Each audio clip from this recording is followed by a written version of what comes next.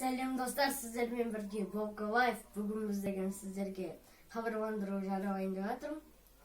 Мен деген әпкемнің Айконай деген каналына екеуміз Айка Вовка деген канал біріккенде біз Айконай каналымен менің каналымды біріктіреміз.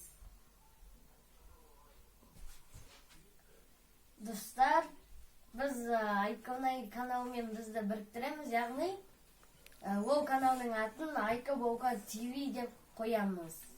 Ал сіздер Айконай каналына тіркеле беріңіздер. Подсказкада болады.